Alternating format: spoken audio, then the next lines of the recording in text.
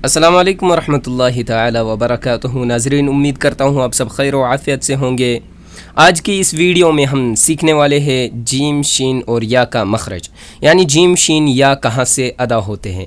तो चलो बग़ैर वक्त ज़ाया करते हुए स्टार्ट करते हैं आज का वीडियो। लेकिन वीडियो स्टार्ट करने से पहले जिन्होंने भी अभी तक हमारे इस्लामिक चैनल को सब्सक्राइब नहीं किया है वो अभी से जाकर इस्लामिक चैनल को सब्सक्राइब करें और बेल आइकन भी ज़रूर प्रेस करें ताकि हमारी वीडियो की नोटिफिकेशन आप तक जल्दी पहुँच सके।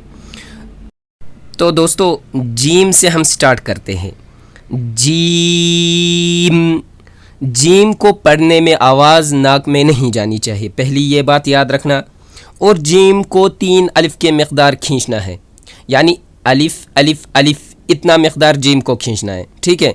ये अदा होता है ज़बान का बीच और इसके मुकाबिल ऊपर का तालु।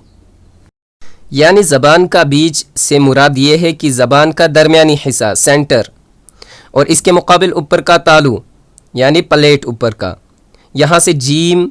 इसी तरीके से शीन भी यही से अदा होता है, नाक में आवाज़ नहीं जानी चाहिए, शीन।